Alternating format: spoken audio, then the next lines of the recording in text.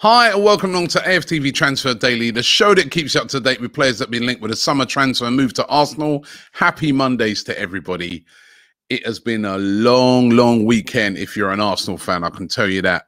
Our defeat on Friday, which was bad enough on the Friday, then you had to endure a weekend of all your rivals winning. Manchester United won, Chelsea won, Liverpool won, Leicester won. And then yesterday, the worst one of all, Tottenham winning. I've been getting it in the neck from them since yesterday. Lee Judges sent me a picture last night. They even posted one of the Tottenham flags through the door of his shop. That's what we've had to put up with this weekend. We have got it in the neck as Arsenal fans. And you're like, oh, why did we even bother to come back? Same old problems, same old issues. And even the president of Rwanda, who, as you can see here, they're one of the sponsors of Arsenal. And I think this is quite important, actually. Even he got involved and was starting to say, you know, the team's looking mediocre in that. And that's not a good sign for the manager, MIKEL Arteta. And in the upcoming games that we've got, Chelsea at the weekend, Lukaku would have finished his isolation and will be ready to play in that game. Followed up by the week after that of Manchester City. And you're not going to see an undercooked Manchester City like what you saw yesterday. You're going to see a Manchester City flying. They're going to be at home at the Etihad and possibly will have Harry Kane up front. It couldn't be a worse start for Arsenal. It's what I've been saying all summer. This is why we needed to be ready. This is why we needed to be prepared. And we were miles off that. And the manager, MIKEL Arteta, is under extreme pressure already. I feel that the credit in the bank that he had from the FA Cup win, from people saying, well, it's not his team, he's got to get rid of Ozil, he's got to get rid of this and that, that's gone now. That is gone. And there is a lot of criticism at the moment for MIKEL Arteta. A lot of people saying that they feel he's out of his depth. He doesn't know what he's doing. There's no tactics. He's under extreme pressure. And rumors were coming out yesterday about Antonio Conte being linked with the manager's job at Arsenal. It all came from an Italian publication called Tutu Sport, who they claim that Arsenal will appoint Antonio Conte if MIKEL Arteta is sacked. And they also go on to say that if Conte did come in, that could trigger the signing of Lautaro Martinez, who played under Conte, of course, at Inter Milan. Now, it does sound a bit, you know, a little bit far-fetched. Oh, well, should I say far-fetched? Because, you know, if he lost his next two games, MIKEL Arteta, which let's be real right now as Arsenal fans, if we see the performance that we saw the other day at Brentford, we will lose those next two games, right? And if he was to lose those, he will be under extreme pressure, really would be. I don't think the board want to sack MIKEL Arteta. They've invested a lot of faith in him. Remember, when he first came in, he came in as the head coach of the team, won the FA Cup in that season, and they kind of upgraded him to the manager and literally put him and Edu in charge of transfers, in charge of everything really at the club.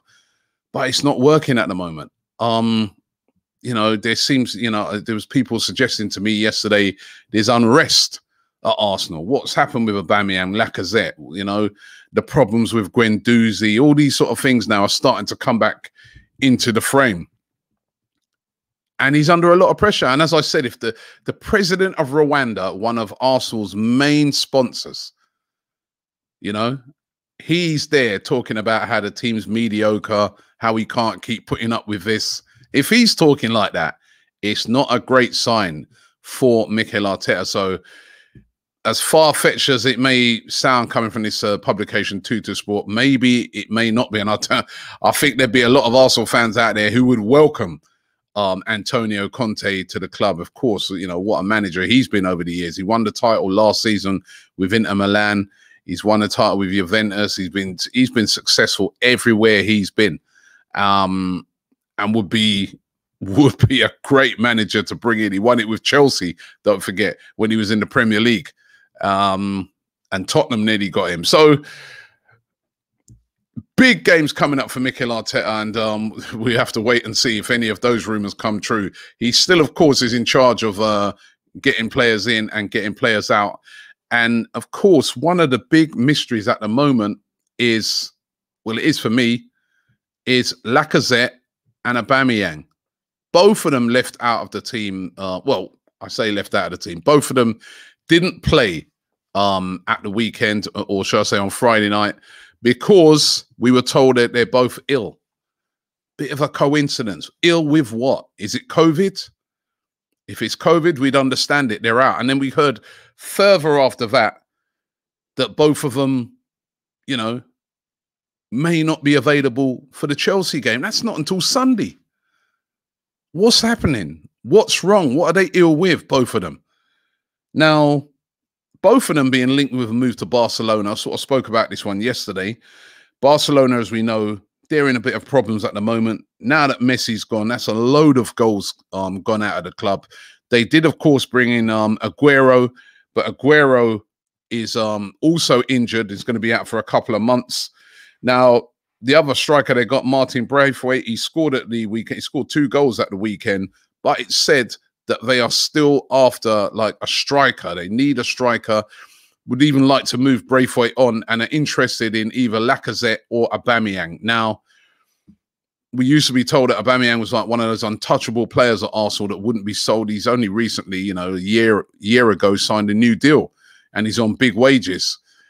So how could they afford that? Even Lacazette's on big money, and we all know about the problems that they have at Barcelona. So how could they possibly, you know, move for one of those 2 players? Well, we're being told by swapping Philippe Coutinho. Coutinho is available. You know, they desperately trying to get him off the wage bill. He was left out of the Barcelona squads that beat Real Sociedad at the weekend. And Barcelona are said to be willing to swap him for either Aubameyang or Lacazette. Now, I'm sorry, you know, he's had loads of injuries. He's not the player that he once was. I mean, a couple of seasons ago, I think I might have been up for you know, something with Coutinho coming the other way. But right now, surely not. I couldn't see that happening. But what's happening behind the scenes, I don't know. Could it be that Mikel Arteta's fallen out with, well, you know, one or even both of those? We know that the 2 of them are really close friends, and you know, he may be willing to say, you know, yeah, you know what, swap him. I don't know. It's a real mess at the moment at Arsenal, and you know, I think somebody really needs to come out and address that situation with those 2 players, or these rumours are going to persist. We do know, of course, that they've been trying to move on Lacazette. He's only got a year left on his deal, so we know that one. But what about the Aubameyang situation? Martin Odegaard, I said yesterday, there's a possibility this deal could get completed even this week. His agent was supposedly in London yesterday and continues to be in London negotiating the deal. Now, what we're being told is that it could be another loan deal with an obligation to buy at the end. They've been, Arsenal and Real Madrid have been a bit far apart on the price. Arsenal have been looking, apparently wanting to pay around about 25 million pounds, whereas Real Madrid, I said Barcelona there, Real Madrid are looking for around about 40 million. But as I said, a lot of the talk is around it being a possible deal where it's a loan deal with that option to buy at the end for around about 30 million pounds. So let's see if that one happens this week. If they are going to do it, it'd be great to get him in place before that Chelsea game at the weekend. What's happening with HÉCTOR Bellerin? I spoke about how yesterday he's missed out on his chance to go to Inter Milan, as now that they've signed Denzel Dumfries, that looks like a definite dead deal. But HÉCTOR Bellerin, the reports out today are coming from The Athletic, they're coming from various sources, are saying that he's very unhappy at Arsenal. Of course, he didn't even get on the pitch. You know, he's been relegated out of the right-back position, not by Cedric, by Callum Chambers. And he didn't even get on the pitch. in the Brentford game, and he's said to be desperate to leave the club this summer. Now, there's possible swap deals for him. Apparently, the Arsenal are looking at. One of them is to swap him with Barcelona for their right back, Emerson Royal, who they've just bought back off of loan. The other one is maybe swapping him for Kieran Trippier plus money with Atletico Madrid. Again, it's going to be interesting to see where he ends up. If he ends up leaving, he could end up staying because, again, there's just nobody interested in a lot of our players. That's the truth of it. That tells you all you need to know about some of our players. A lot of them, no one cares. Yeah, oh, no thanks. So, but Bellerin desperate to leave. Where will he end up? We're going to have to wait and see how and where. Finally, Aaron Ramsdale. Again, the rumors out there again today about the fact that he's trying to force a move out. Well, this is the rumors. So sorry, I shouldn't say he's definitely. These are the rumors going out that he wants to move. He's desperate to move. He may put in a transfer request. Sheffield United have dug their heels in. They said he's not going anywhere for under their asking price of £30 million plus. Arsenal are nowhere near that valuation, have said to have walked away from the deal.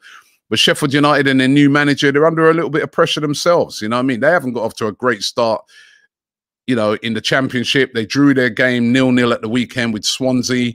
They lost their opening game, only 1 point from the first 2 games, and they're under a bit of pressure. And if Ramsdale starts rocking the boat, maybe he could get his move before deadline day. So it's going to be another one that we're going to have to keep our eye on.